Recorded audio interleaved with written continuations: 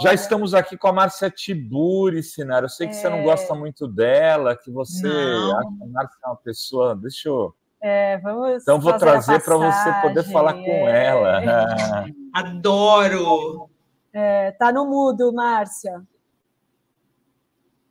A gente combina para tomar cerveja toda vez que ela vem em Brasília, gente, mas eu sou tão desorganizada que eu fico... É culpa dela, esse desencontro. Na última vez eu esqueci completamente. Quando foi no dia seguinte, eu lembrei. Ai, que raiva. Sinara Menezes. Eu sei que eu não existo para você. Sou muito caótica, Márcia. Eu estava me matando de rir aqui com as expressões do Rovai. Queria dizer o seguinte: Rovai a gente aguenta. Porque isso aí que o Zanin passou, eu passei inúmeras vezes nas ruas, muitas vezes no metrô, no restaurante, um monte de lugar, até que eu não podia mais ir para lugar nenhum, né? Porque começou a ficar perigoso. Aí eu fui embora. Mas a gente aguenta, porque eu acho que tem um lado assim que é força mesmo de não descer ao nível, né? E por outro lado, tem uma perplexidade assim também, que vocês estavam manifestando aqui na análise do vídeo performance, né? A gente fica assim pensando, meu Deus, como uma pessoa é capaz de fazer uma coisa dessas tão nojenta, tão espúria, tão, enfim, tão incivilizada, né? Gratuitamente, né? Quer dizer... Parece que não tem educação doméstica, né? A impressão que eu tenho é essa, que esse pessoal aí que fala tanto de família não tem educação doméstica, nem estou culpando os pais deles, eles é que não aprenderam, mas que coisa básica, respeito ao próximo, né? Você sabe, Márcia, que eu contei para o pessoal que eu encontrei o General Heleno no elevador. General Heleno. E assim, minha educação doméstica é tão sólida que eu olhei para aquele velhinho com a senhora dele, que eu sei que é um filho da pi, mas eu não consegui fazer, eu não consegui falar nada agressivo para ele, sabe? Não consigo.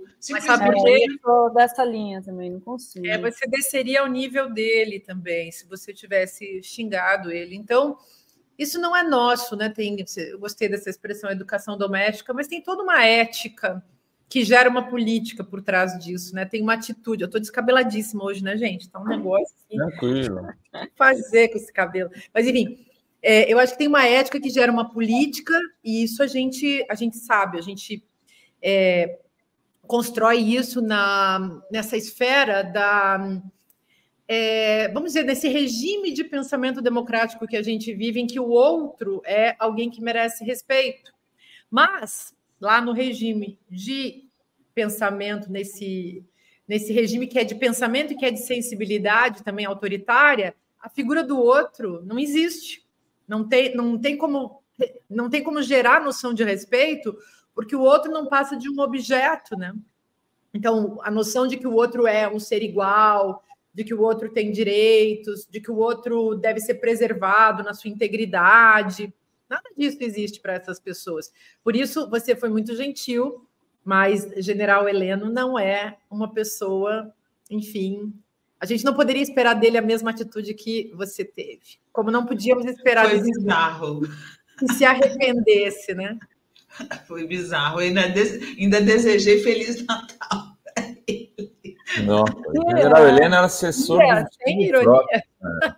Não, é porque ele e a mulher falaram Feliz Natal. O que eu podia falar, gente? Assim, eu tô bem. Enfia o seu peru no olho do seu nariz. Eu já...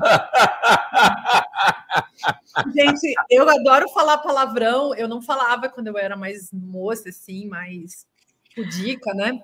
Depois eu aprendi a falar palavrão e eu vou contar para vocês que eu me liberei para falar palavrão quando eu fazia o Saia Justa.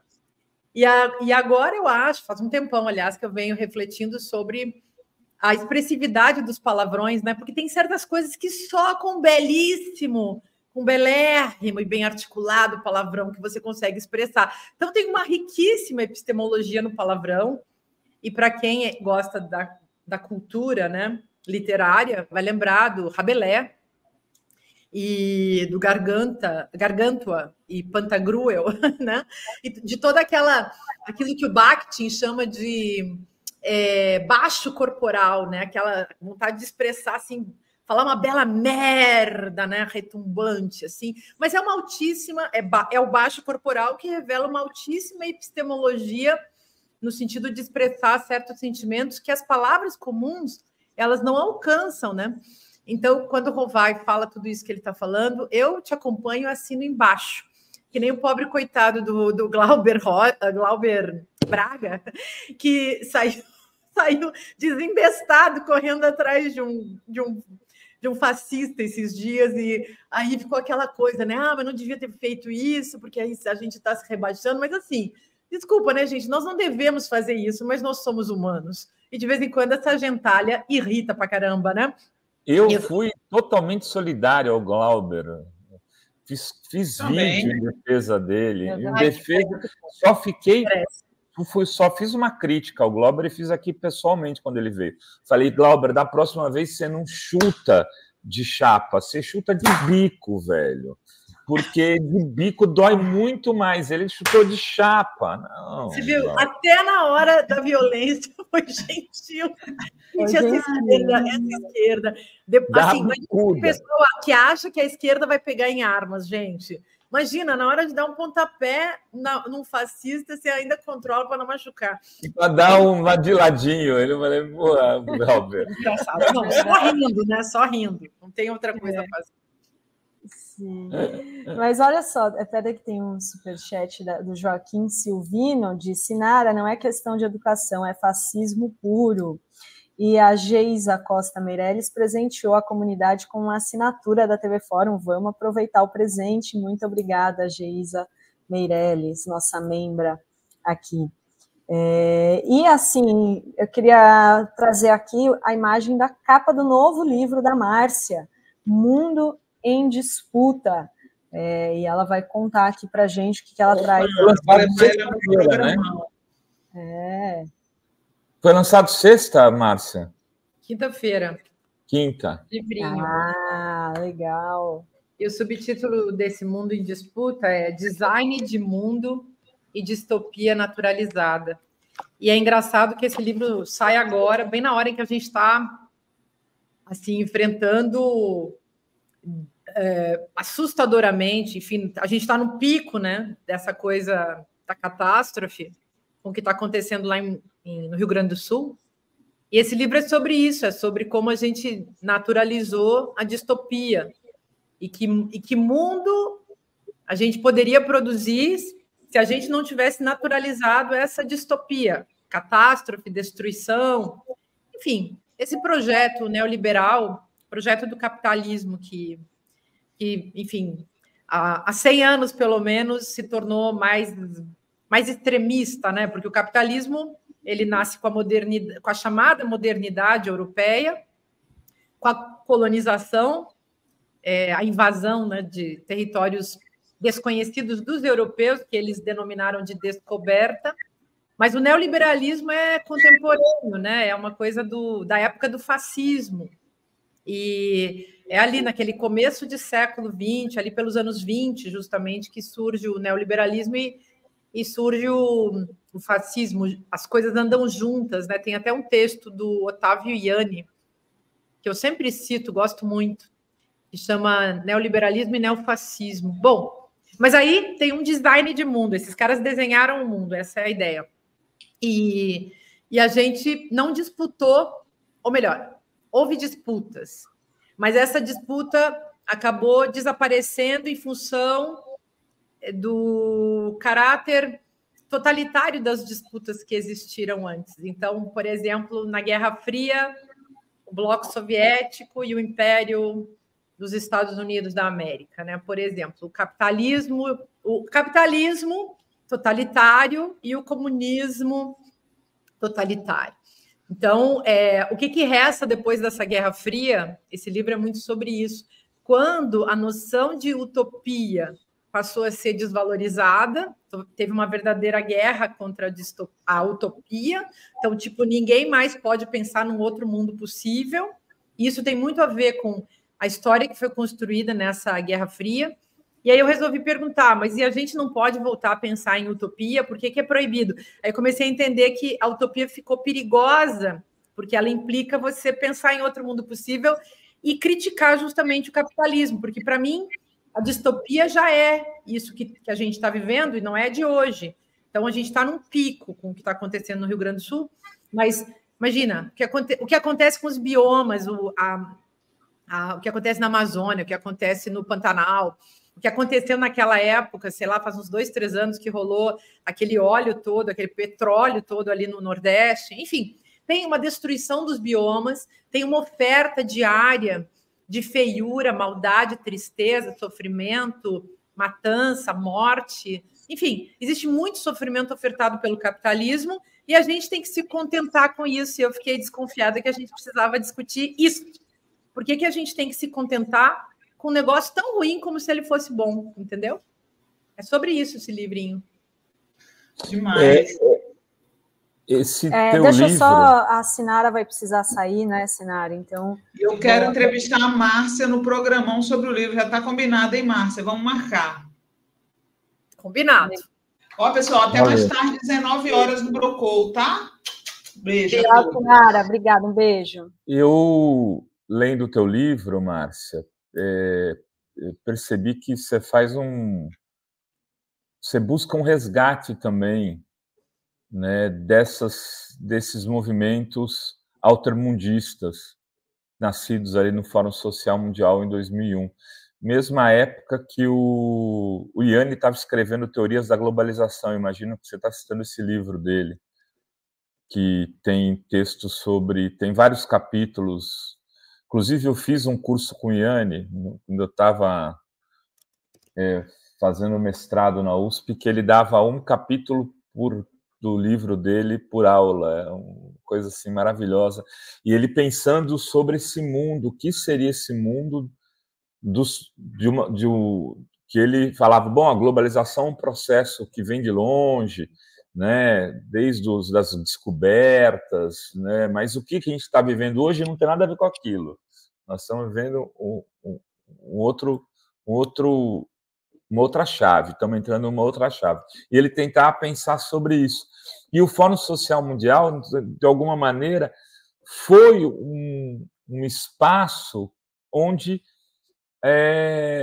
as sociedades globais, né, conseguiram encontrar um sentido para discutir suas questões. E parece que a gente viveu um retrocesso nisso, né, Márcia? Queria que você falasse um pouco sobre isso. É uma baita questão essa, porque ali, na época do surgimento, tem 25, 30 anos o Fórum Social? Não, 23, ele é de 2001. 2001. Então, 2001, 23. Não chega nem a... Realmente, é muito recente, né, desse século. Mas olha só. Então, ali naquela época... Eu morava em Porto Alegre. Se não me engano. Eu morava em Porto Alegre na época do Fórum. E eu morei em Porto Alegre desde os meus 17 anos até os meus 35 anos. E aí, Porto Alegre, eu sempre comento isso, era uma cidade muito agradável para se viver, ela funcionava bem, sabe? Era bonita, tinha um astral, assim... Hoje, Porto Alegre está super decadente e agora está debaixo d'água, né? Efeito também da política do descaso, da negligência e da prepotência desses machistas, fascistas que governam a cidade e o estado do Rio Grande do Sul. Mas, enfim, dito isso, né, eu morava em Porto Alegre naquela época do Olívio Dutra como prefeito, depois teve Raul Ponte, enfim, foi uma época boa, assim, que o PT fazia uma administração legal, surgiu o Fórum, tinha orçamento participativo, né?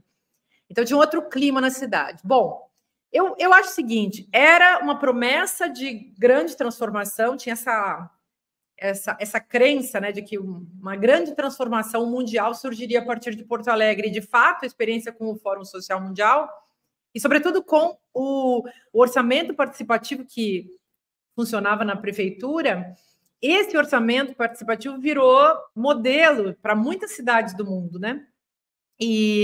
Só que o que eu acho que aconteceu? Aconteceu já naquela época uma espécie de pré-guerra cultural contra a democracia. Então, A grande guerra, a guerra profunda, a gente foi viver a partir do golpe, eu acho. Aliás, a partir de 2013, com aquela primavera da desgraça, né, que parecia que ia ser outra coisa, ou poderia até ter sido, né, mas deu no que deu. E isso também é uma coisa para a gente avaliar depois, eu acho, porque é bem interessante retomar essa história. Mas quando a gente vê que se criam esses grupelhos fascistoides patrocinados por empresários nacionais e internacionais em 2014, tipo o MBL, né, que é o principal de todos, e a gente vê a armação do golpe em 2015, o golpe em 2016, aí o avanço do fascismo, a eleição de Bolsonaro em 2018, o governo fascista, né? Então, isso aí foi a guerra cultural a favor da política, essa guerra cultural do extremismo de direita, a favor, claro, do poder político, que é também, nesse caso, o poder econômico, sem dúvida, né? Agora, uma pré-guerra, isso que eu estou chamando de pré-guerra, já acontecia lá, logo que nesse começo do século, então, nesse período em que as pessoas desistiram de votar no PT, por exemplo, o PT nunca mais ficou 16 anos no poder, depois nunca mais conseguiu voltar. E isso tem a ver com a produção de um ressentimento.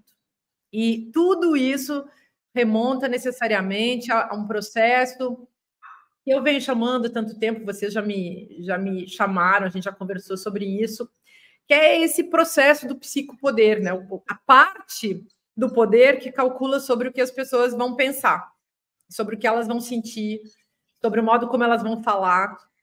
E isso é bem complexo, tem toda uma produção linguística, uma produção midiática, uma produção midiática empresarial que sustenta essa produção linguística, porque ninguém está fazendo isso de graça, só o otário lá na pirâmide, né, na base da pirâmide, aquele sujeito mais otário do mundo, tipo esse aí, esse pobre coitado que vocês mostraram antes, que é o sujeito que agora tem que ali ler um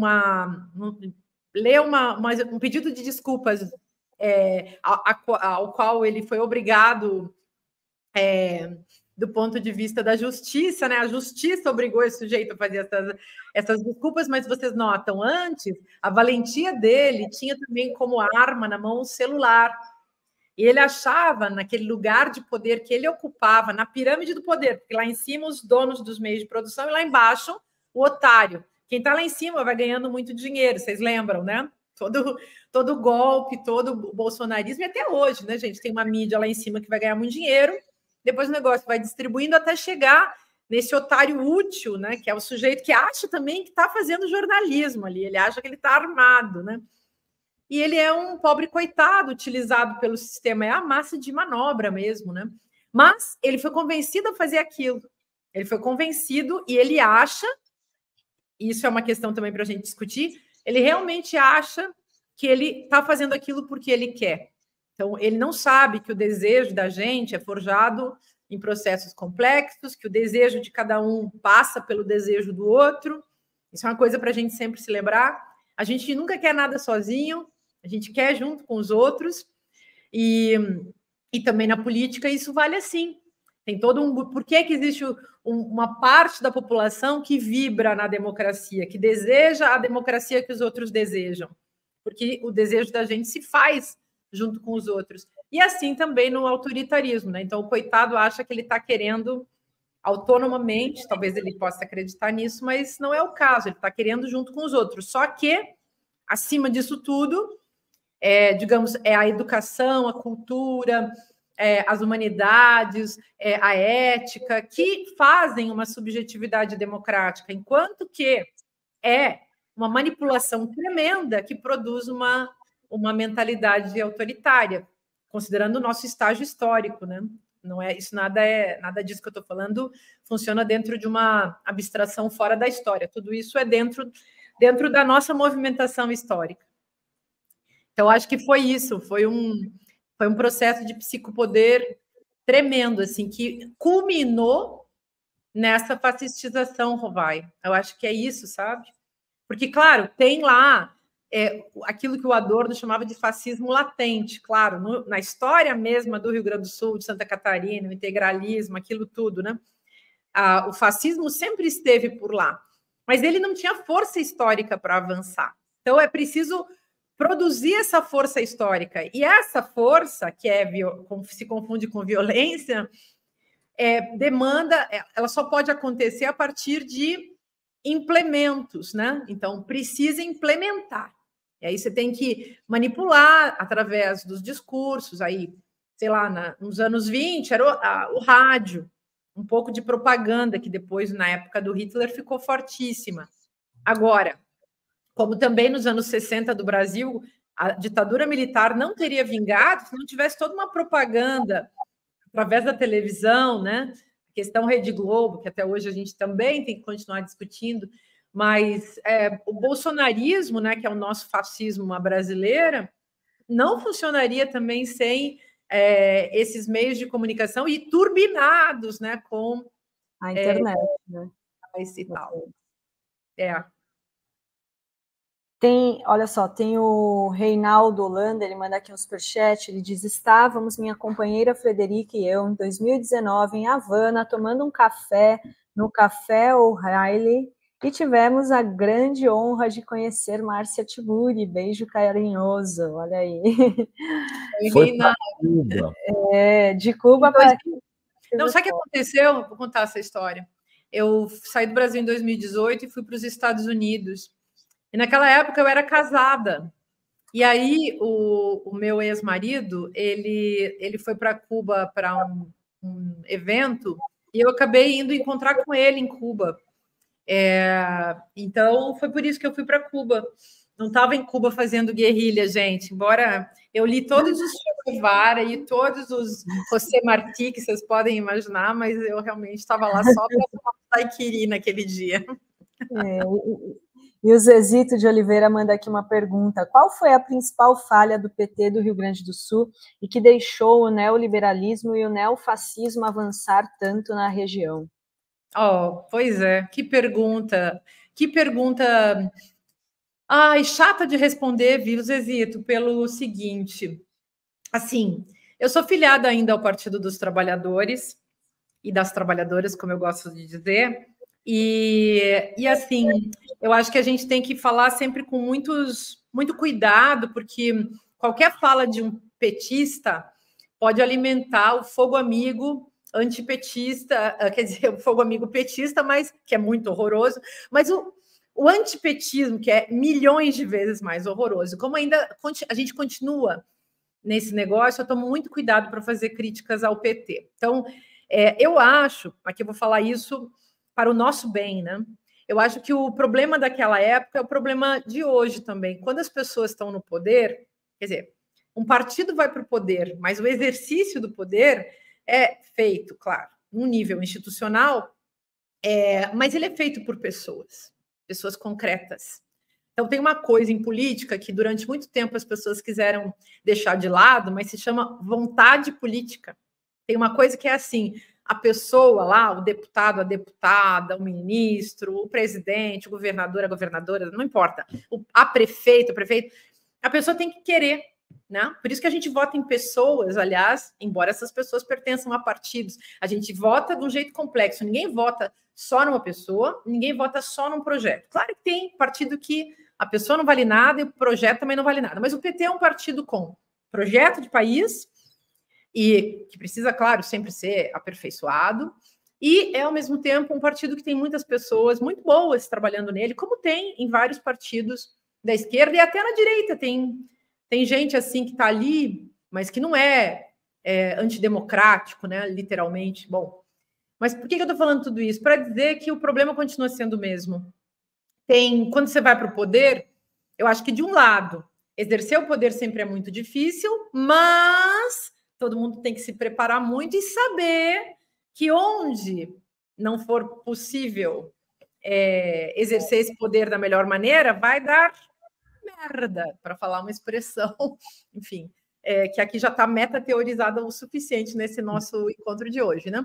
Bom, Mas então eu acho que tem uma prepotência, sabe? Uma negligência misturada com uma prepotência. A prepotência tem a ver com chegamos até aqui e ficaremos aqui para o resto de nossas vidas, o que não é verdade. O poder, ele é temporário, efêmero e impermanente. Então é bom lembrar disso.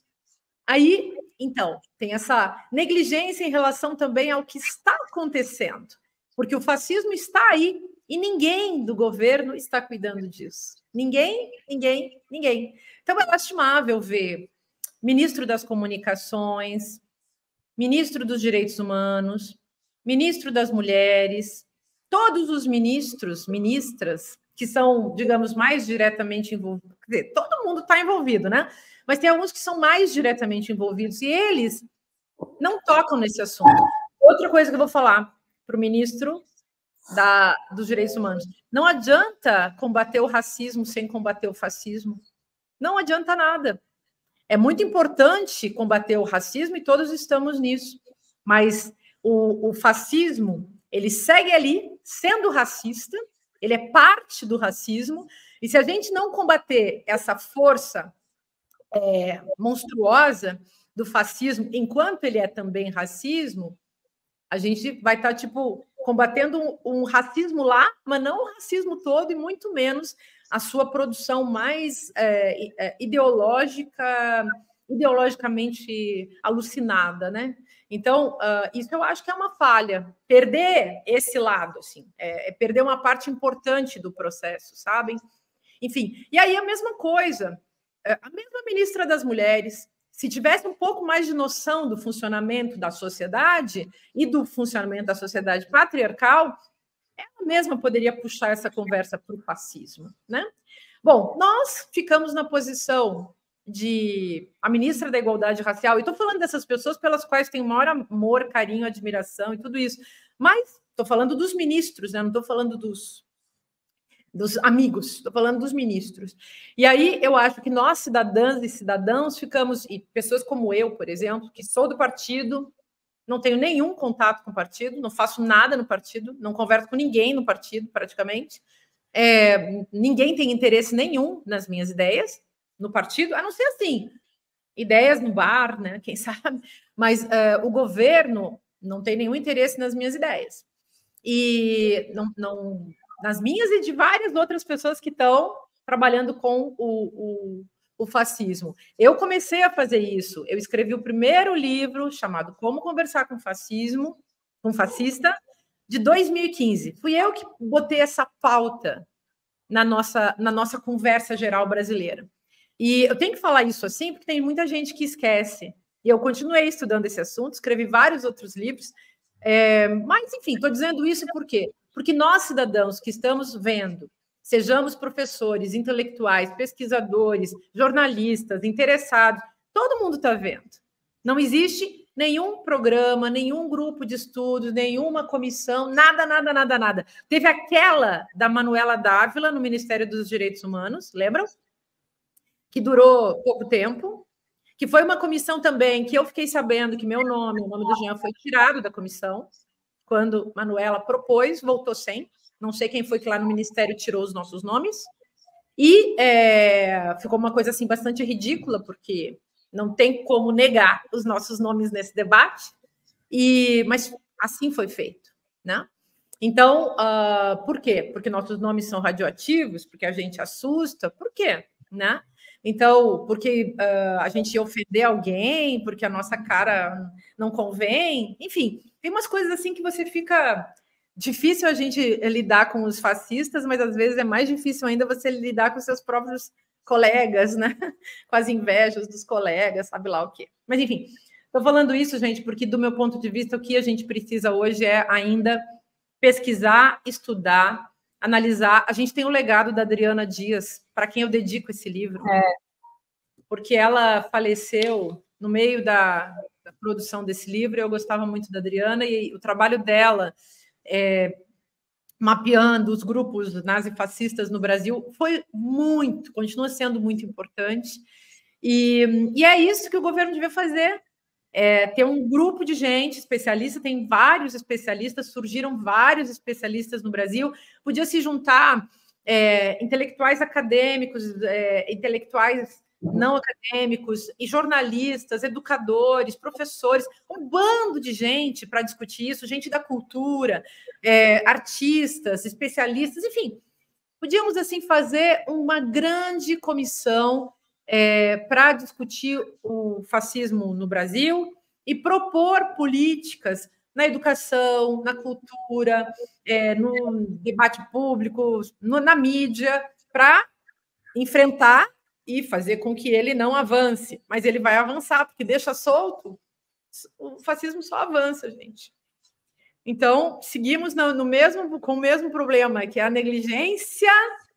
Lá no Rio Grande do Sul, a negligência climática levou a essa destruição absurda. A negligência psicopolítica também vai levar a uma catástrofe. E eu estou falando isso, claro, não estou falando isso ironicamente, nem querendo assustar ninguém. Eu estou aqui preocupada em pensar, eu, por exemplo, que não sou uma pessoa que... Hoje eu sou uma professora independente, fico aí dando os meus cursos e escrevendo meus livros, sou uma escritora.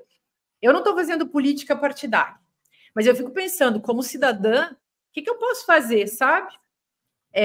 O que eu posso fazer para construir um caminho que nos fortaleça como democracia, para que em 2026, com a nossa derrota, que acontecerá, a derrota do campo democrático, que a gente possa continuar existindo nesse país, apesar da política do ódio que está se fortalecendo debaixo do nosso nariz.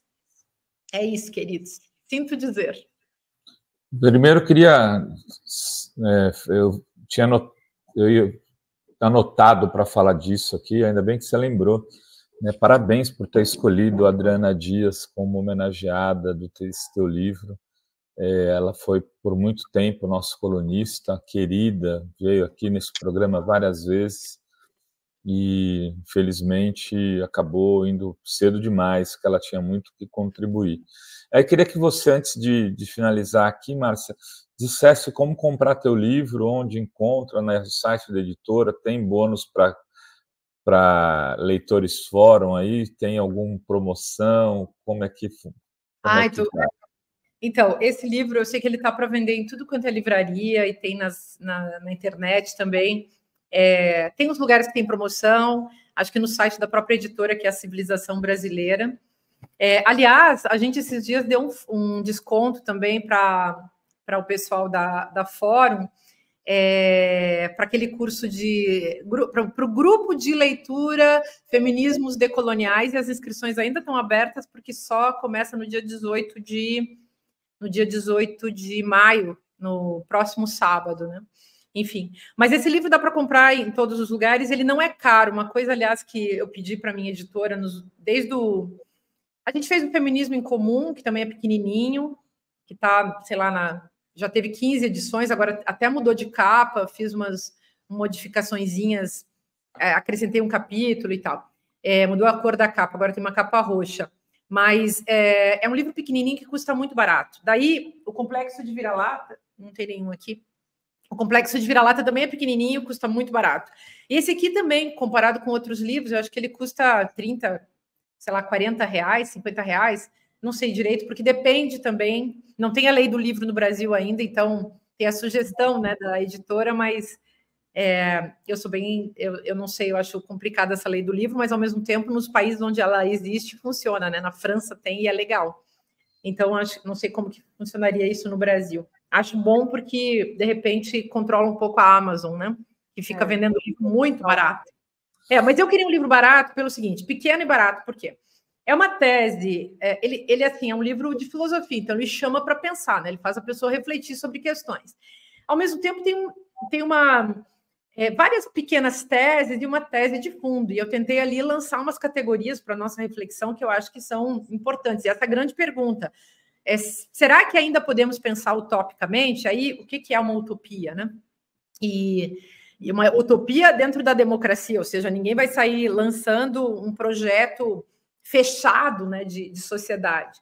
Mas eu achava que essa pergunta era potente. E outra coisa, voltando à história do tamanho do livro, no lançamento aqui em São Paulo, eu comentei isso, né? Tem gente que nunca teve o prazer de ler um livro do começo até o fim. E um livro pequeno, com os capítulos assim, palatáveis, né? Com ideias complexas, mas que podem ser ditas de muitas maneiras.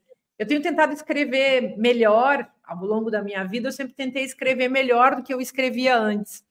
E esse livro, eu estou até relendo o meu próprio, porque eu quase nunca faço isso, mas eu estou relendo aqui, eu cheio de anotação, porque eu queria ver se ele realmente tinha uma linguagem assim que propusesse para as pessoas a complexidade conceitual que a gente observa, né, na hora que chega perto, põe uma lupa em cima dos fenômenos, mas ao mesmo tempo que fosse uma linguagem convidativa, né, que tornasse as pessoas mais inteligentes. E eu acho que essa é uma tarefa nossa. E as figuras de linguagem, sejam as metáforas, sejam, enfim, todas as expressões que a gente usa, a nossa tentativa de desenhar bem as coisas com as palavras, né? Isso ajuda as pessoas e eu acho que é a base da desfascistização da sociedade. Uma pessoa que tem uma relação rica com a linguagem, uma relação intensa com a linguagem, não vai deixar a sua mente ser atravessada por clichês. Os clichês que são vendidos pela propaganda fascista. Você não cai no sistema de preconceitos que é todo feito de clichês. Uma pessoa, para ela ser machista, racista, ela só consegue ser através de uma programação mental baseada em clichês, gente. Então, melhorar a nossa linguagem, avançar na linguagem, a ironia, né? Eu falei da metáfora, mas outra coisa que é muito boa é a ironia. É a ironia que nos permite brincar com a alta epistemologia dos palavrões, né? Então, isso é um exercício de inteligência que os professores dão para os estudantes nas escolas, que a cultura oferece para o povo, e assim por diante. Então, acho que é isso que a gente tem que também fazer. Eu escrevi esse livro com esse espírito, assim, de... Maravilha.